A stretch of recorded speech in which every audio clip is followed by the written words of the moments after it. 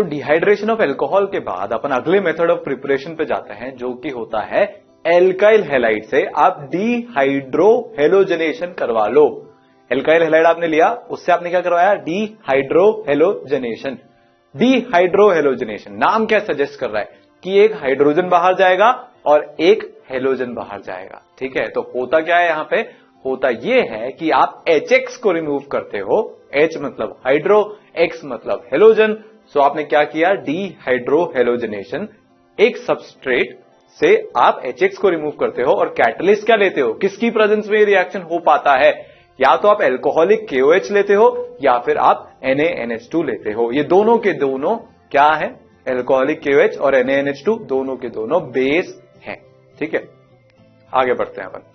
तो देखो यहां पे अल्फा पोजीशन पे क्या लगा हुआ है, हेलोजन, बीटा पोजीशन पे क्या लगा हुआ है, हाइड्रोजन। ठीक है, तो प्रोडक्ट कैसे फॉर्म करना है, सबसे पहली चीज जो अपन देखेंगे वो अपन ये देखेंगे कि प्रोडक्ट फॉर्म कैसे करना है। जैसे कि डिहाइड्रेशन में किया था, अल्फा पोजीशन से X को हटाओ, बीटा पोजीशन से H को हटाओ, प्रोडक्ट को बनाओ। तो हमने क्या किया, अल्फा पोजीशन से तो हमने क्या किया, X को हटा लिया, बीटा पोजीशन से क्या किया, H को हटा लिया, तो प्रोडक्ट क्या बन जाएगा, एल्कीन बन जाएगा। तो हमने एल्काइल हैलाइड से एल्कीन बनाया। ये क्या हो गया, सेकेंड मेथड ऑफ प्रिपरेशन ये हमारा हो गया। ठीक है, तो अल्फा बीटा एलिमिनेशन यहां पे भी हुआ, ये हमको दिख रहा है। अल्फा से कौन गया, X, बीटा से कौन गया, H, तो क्या हो गया, अल्फा बीटा एलिमिनेशन। ठीक है, तो ये भी इंपॉर्टेंट है, डिहाइड्रो हेलोजनेशन भी अल्फा बीटा एलिमिनेशन या सिंपली बीटा एलिमिनेशन का एक रिएक्शन है। अब जैसे कि ये है, इसका मेरे को प्रोडक्ट बनाना है, तो एक काम करते हैं, पहले आप इसके सारे जितने भी पॉसिबल प्रोडक्ट्स हैं वो बना लो।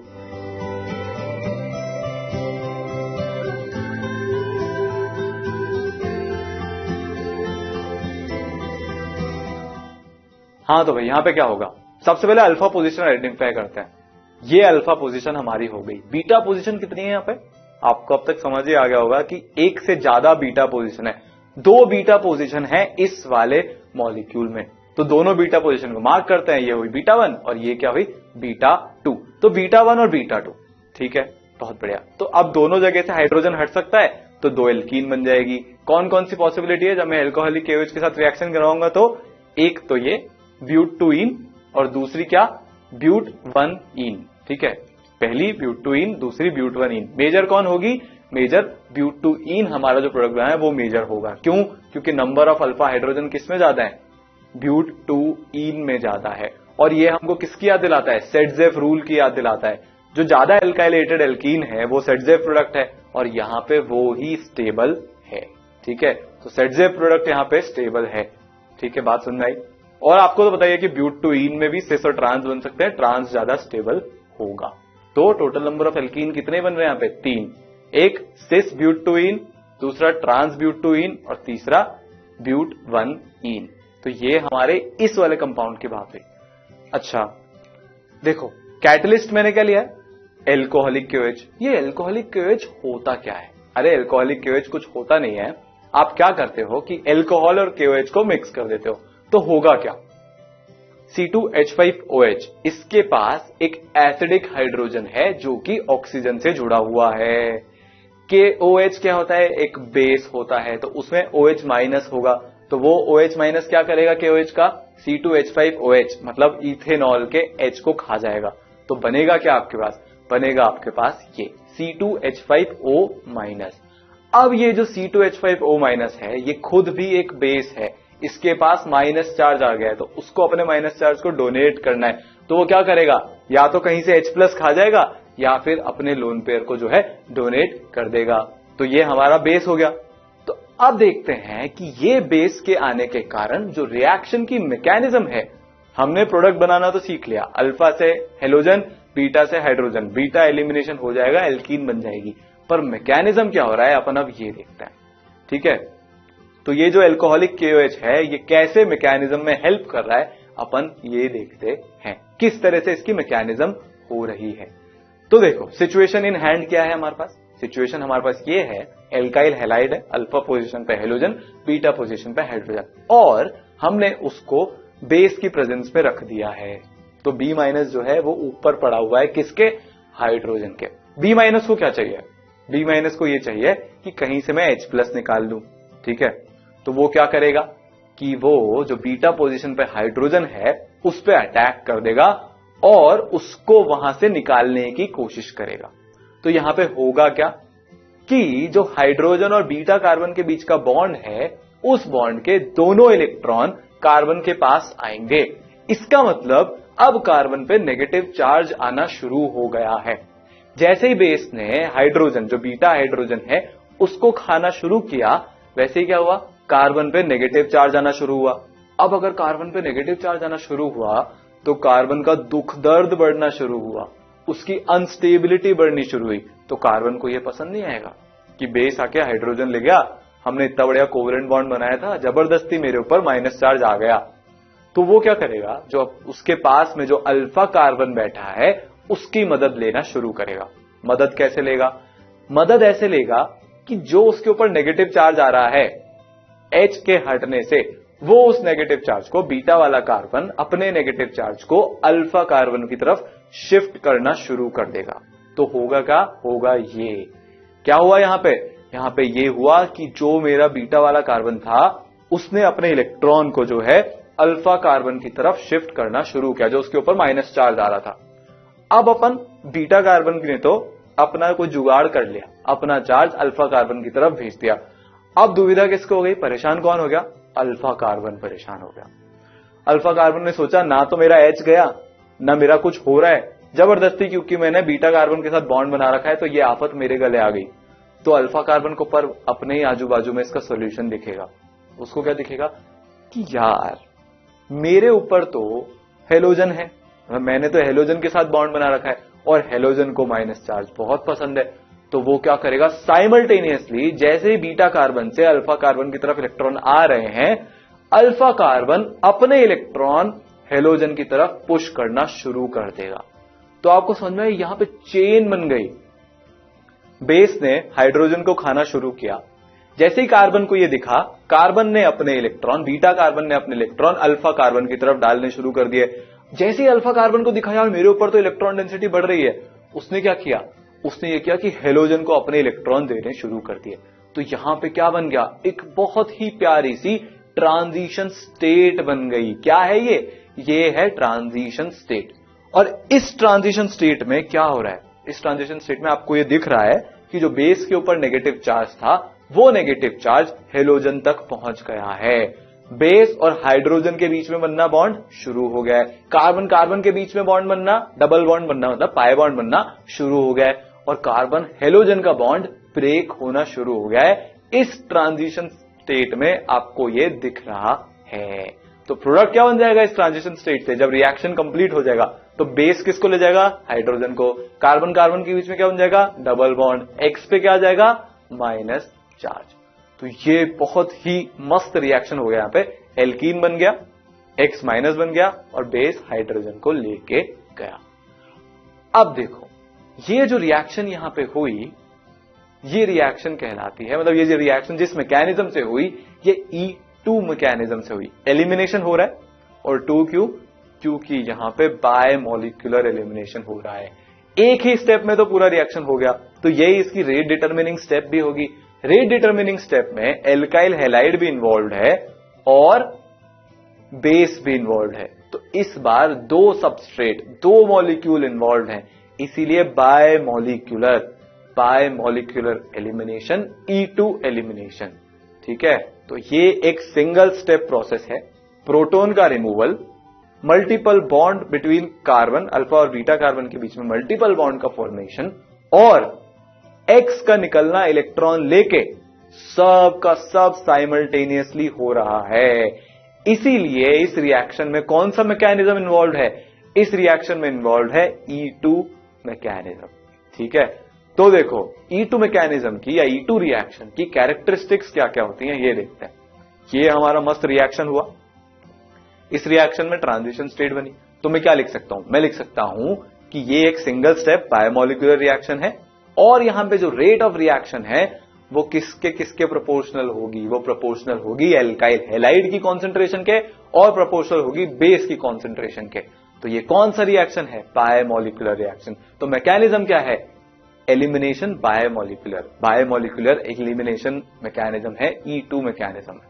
ठीक है, और कुछ इंपॉर्टेंट पॉइंट्स E2 मैकेनिज्म के बारे में। रीअरेंजमेंट यहां पे पॉसिबल होगा ही नहीं। क्यों? क्योंकि कार्बोकेटाइन ही नहीं बन रहा। जब कार्बोकेटाइन बनेगा तब तो रीअरेंजमेंट की सोचेंगे। तो इसका मतलब अगर E2 मैकेनिज्म से रिएक्शन हो रहा है तो हमको कार्बोकेटाइन रीअरेंजमेंट का नहीं सोचना। दूसरी बात यह है कि जो प्रोटॉन है और लीविंग ग्रुप जो है वो एक दूसरे के एंटी होने चाहिए या फिर 180 डिग्री के एंगल पे होने चाहिए। जैसे कि ये मेरे सामने, ठीक है, इसमें क्या हो रहा है? प्रोटॉन क्या है? प्रोटॉन है H, ठीक है, और लीविंग ग्रुप कौन सा है? क्या है? X, ठीक है। अच्छा, हमारे एल्काइल हैलाइड को छोड़ के कौन गया? X गया, तो वो क्या कहलाएगा? लीविंग ग्रुप कहलाएगा। प्रोटॉन क्या है? हाइड्रोजन है। बात समझ में आई? तो आप देखो यहां पे जो हाइड्रोजन है और जो लीविंग ग्रुप है वो एक दूसरे से 180 डिग्री के एंगल पे है। तो E2 एलिमिनेशन में 180 डिग्री का एंगल होना या एक दूसरे का एंटी होना किस किस का? प्रोटॉन का और लीविंग ग्रुप का, ये नेसेसरी कंडीशन है।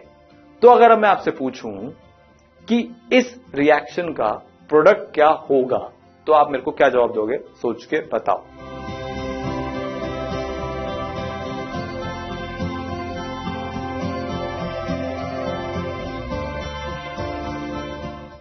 इस रिएक्शन का प्रोडक्ट क्या होगा? बेस क्या करेगा? H पे अटैक करेगा। H क्या करेगा? अपने जो बॉन्ड के इलेक्ट्रॉन थे वो कार्बन कार्बन डबल बॉन्ड बनाने में लगा देगा, और क्योंकि अब कार्बन का नेगेटिव चार्ज आ रहा है तो वो साइमल्टेनियसली क्या करेगा? ब्रोमीन को बाहर भेजना शुरू कर देगा। तो यहां पे क्या बन जाएगा रिएक्शन में? रिएक्शन में बन जाएगा प्रोपीन और इथेनॉल और Br माइनस। ठीक है, सिंपल। तो ऐसे हमको प्रोडक्ट बनाना है। रेट ऑफ रिएक्शन किसके प्रोपोर्शनल होगी? रेट ऑफ रिएक्शन प्रोपोर्शनल होगी एल्काइल हैलाइड के भी, और किसके प्रोपोर्शनल होगी? और बेस के भी प्रोपोर्शनल होगी। बेस क्या है यहां पे? C2H5O minus. ठीक है, यहां पे हमने क्या देखा? यहां पे हमने ये देखा कि एल्काइल हैलाइड भी इन्वॉल्व है और बेस भी इन्वॉल्व है। इसका मतलब जो रिएक्टिविटी ऑफ रिएक्शन है वो दो चीजों पे डिपेंड करेगी। किस किस पे डिपेंड करेगी? पहली बात तो एल्काइल हैलाइड। तो इस रिएक्शन के लिए अगर मैं आपसे पूछूं reactivity order of alkyl halide towards E2 reaction, वो क्या होगी? मतलब मैं पूछ रहा हूं कि Ri सबसे तेज रिएक्शन करेगा कि RBr करेगा कि RCl करेगा कि RF करेगा। तो जो ऑर्डर आता है वो ऑर्डर आता है ये, और ये ऑर्डर क्यों आया ये आपको सोचना है।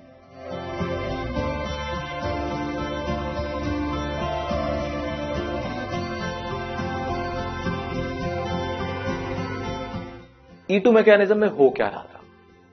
कार्बन और हेलोजन के बीच का बॉन्ड टूट रहा था। तो जितना आसानी से बॉन्ड टूटेगा उतना बढ़िया रिएक्टिविटी हमारे पास आने वाली है। आसानी से कौन सा बॉन्ड टूटेगा? Ri टूटेगा कि RF टूटेगा? Ri टूटेगा। क्यों? क्योंकि साइज डिफरेंस बहुत ज्यादा है, बॉन्ड बहुत लंबा है, और जितनी ज्यादा बॉन्ड लेंथ होती है बॉन्ड स्ट्रेंथ उतनी ही कम होती है। तो टूटेगा कौन सबसे आसानी से? Ri टूटेगा, फिर RBr, फिर RCl, फिर RF। तो यहां पे हमने क्या देखा? क्योंकि RX बॉन्ड ब्रेकिंग इन्वॉल्व है, इसीलिए जो ऑर्डर आएगा वो आएगा Ri more than RBr, more than RCl, more than RF। अब अगर मैं आपसे रिएक्टिविटी का ऑर्डर पूछूं किसके लिए, मैं आपसे एल्काइल ग्रुप की रिएक्टिविटी का ऑर्डर पूछूं तो जवाब आएगा ये, tertiary more than secondary more than primary. ऐसा भी क्यों हो रहा है ये भी सोचो।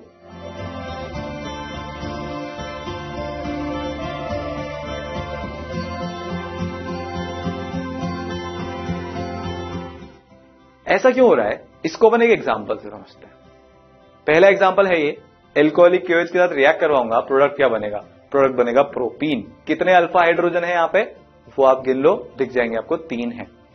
सिमिलरली अब अगर मेरा एल्काइल हैलाइड में ये लूं जो कि ज्यादा सब्स्टिट्यूटेड है, ज्यादा एल्काइलेटेड है, तो इसकी जो एल्कीन बनेगी वो क्या बनेगी? ज्यादा एल्काइलेटेड बनेगी। अल्फा H काउंट कर लो, 3 अल्फा H। जब प्रोपीन बना तब नीचे वाले उसमें कितने अल्फा H? यहां पे हो गए हमारे इस वाले कंपाउंड के लिए 9 अल्फा H। अब 9 अल्फा H ज्यादा स्टेबल कि 3 अल्फा H ज्यादा स्टेबल?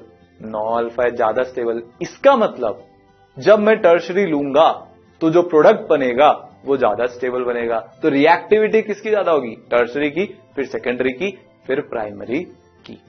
ठीक है, तो ये दो इंपॉर्टेंट पॉइंट्स हो गए कि एल्काइल हैलाइड की रिएक्टिविटी का ऑर्डर और एल्काइल ग्रुप की रिएक्टिविटी का ऑर्डर। ठीक है। अब हमको देखना है formation of the Hofmann product. Hofmann product कब बनता है ये देखते हैं। अब अगर आपने जो बेस है उसको बल्कि ले लिया, मतलब अगर आपने बल्कि बेस ले लिया तो वो डीहाइड्रोहेलोजिनेशन तो करेगा, पर क्योंकि बल्कि बेस है तो स्टेरिक हिंड्रेंस पिक्चर में आएगा।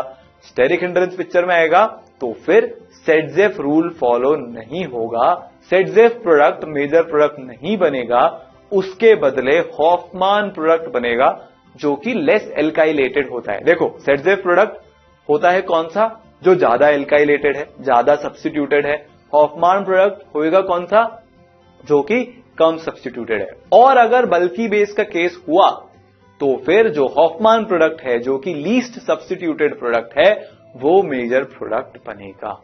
ठीक है, तो अपन इसको एग्जांपल से समझते हैं। देखो मान लो मेरे पास ये एग्जांपल है। अब जो मेरा बेस है वो बल्कि बेस है क्या, नहीं है, छोटा सा बेस है।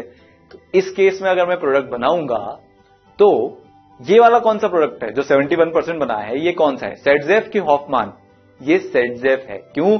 क्योंकि ये ज्यादा एल्काइलेटेड है।